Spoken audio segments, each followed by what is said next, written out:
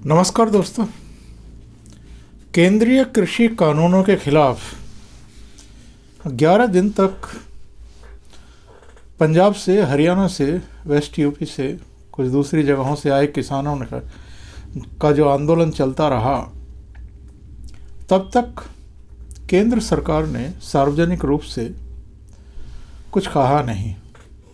सिर्फ केंद्र सरकार की तरफ से 3 मंत्री इनसे बातचीत करते रहे, इनको समझाने की कोशिश करते रहे कि इन कानूनों में कुछ ऐसा नहीं है जो किसानों के खिलाफ हो, बल्कि ये किसानों को ज़्यादा कीमत दिलाने में सक्षम हैं, समर्थ हैं, सहायक हैं।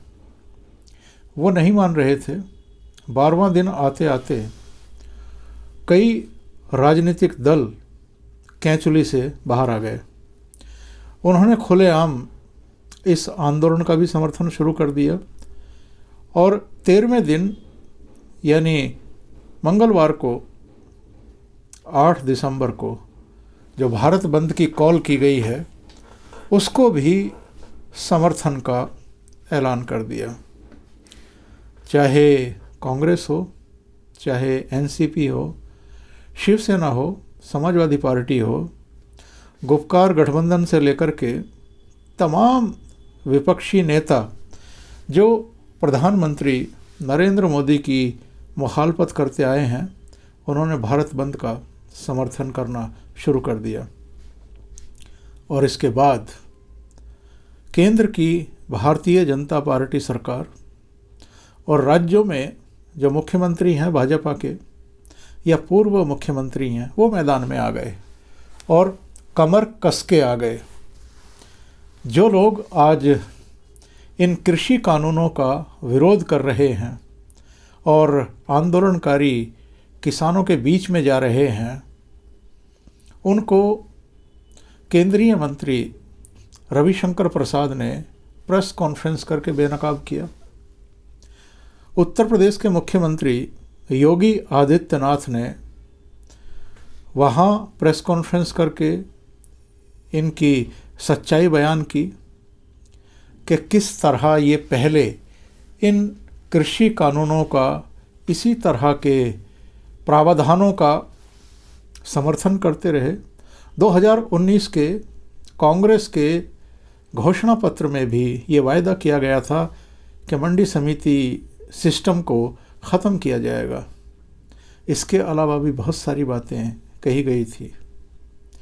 चाहे भोपाल में शिवराज सिंह चौहान, चाहे मुंबई में देवेंद्र फडणवीस, अलग अलग जगहों पर भारतीय जनता पार्टी के नेताओं ने कांग्रेस और दूसरे उन दलों की बखिया उधेड़ी जो किसान आंदोलन का समर्थन कर रहे हैं।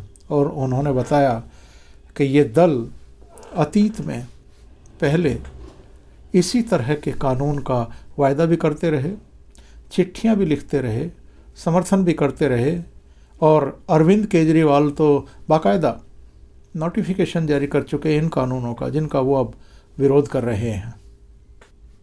केंद्रीय मंत्री रविशंकर प्रसाद ने सोमवार को ये कहा कि विपक्षी दल दोहरा रवैया अपना रहे हैं।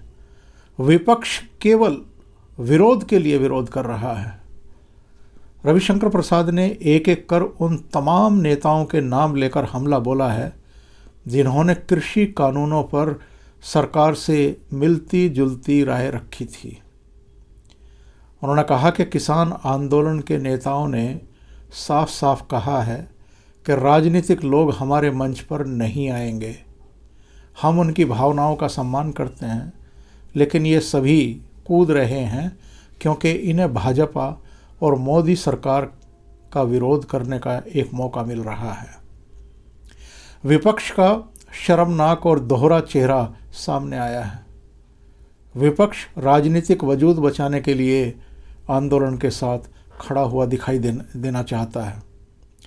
विपक्षी दलों और नेताओं पर निशाना साधते हुए रविशंकर प्रसाद ने कहा कि किसानों से संबंधित सुधारों को लेकर जो कानून बने हैं, उसको लेकर कुछ किसान संगठनों ने जो शंका उठाई है उसके लिए चर्चा हो रही है, लेकिन अचानक तमाम विपक्षी या गैर भाजपाई दल कूद पड़े हैं। आज जब कांग्रेस का राजनीतिक वजूद ख़त्म हो रहा है, ये बार बार चुनाव में हारते हैं, चाहे वो लोकसभा का हो या विधानसभा का या नगर निगम के चुनाव हों, ये अपना अस्तित्व बचाने के लिए किसी भी विरोधी आंदोलन में शामिल हो जाते हैं। कांग्रेस पर निशाना साधते हुए केंद्रीय मंत्री ने कहा कि कांग्रेस पार्टी ने 2019 के चुनाव में अपने घोषणा पत्र में साफ साफ कहा कि वो एग्रीकल्चर प्रोड्यूस मार्केट एक्ट को समाप्त करेगी और किसानों को अपनी फसलों के निर्यात और व्यापार पर सभी बंधनों से मुक्त करेगी। रविशंकर प्रसाद ने पूछा कि अब कांग्रेस किस मुंह से इन कानूनों का विरोध कर रही है। शरद पवार पर हमला करते हुए भाजपा नेता ने कहा कि शरद पवार जब देश के कृषि और उपभोक्ता मामलों के मंत्री थे, उन्होंने देश के सारे मुख्यमंत्रियों को चिट्ठी लिखी जिसमें उन्होंने लिखा था कि मंडी एक्ट में बदलाव जरूरी है, प्राइवेट सेक्टर का आना जरूरी है, किसानों को कहीं भी अपनी फसल बेचने का अवसर मिलना चाहिए।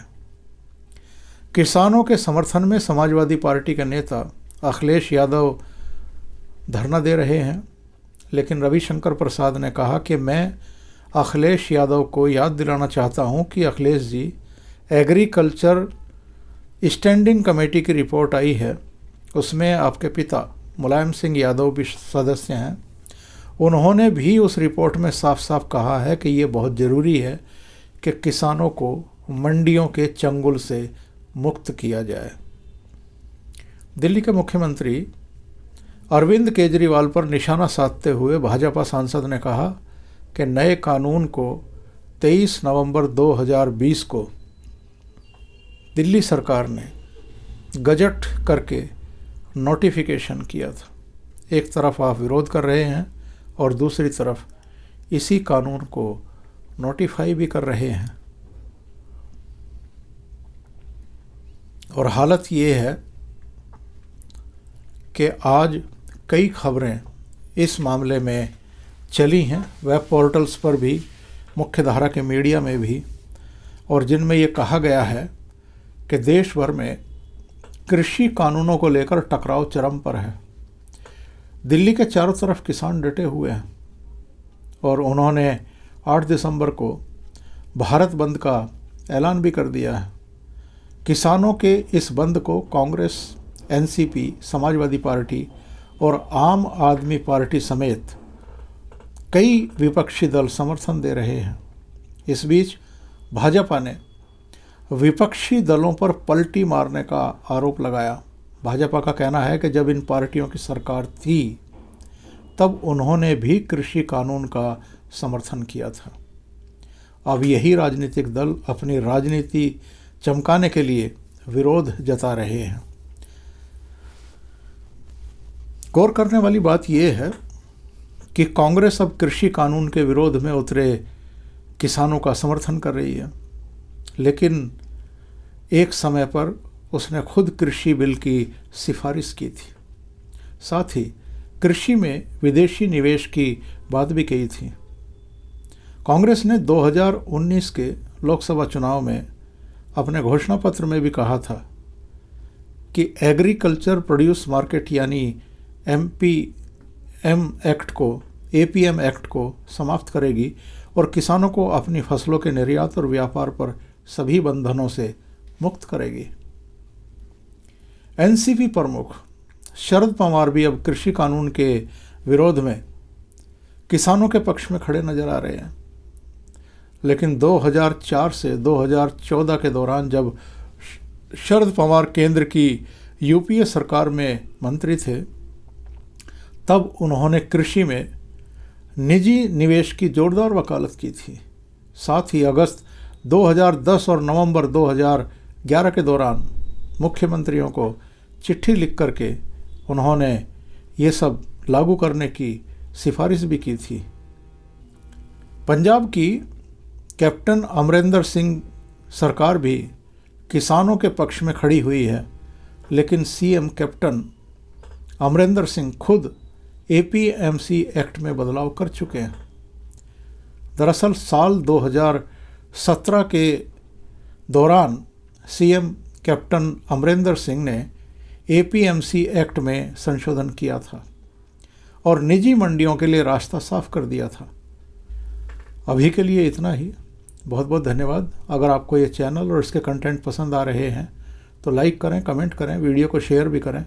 अभी तक अगर आपने ये चैनल सब्सक्राइब नहीं किया है तो सब्सक्राइब कर लें और साथ में लगे बेल आइकॉन को दबा दें ताकि आगे आने वाले वीडियो और उनके नोटिफिकेशन आप तक पहुंचते रहें। बहुत बहुत धन्यवाद। नमस्कार।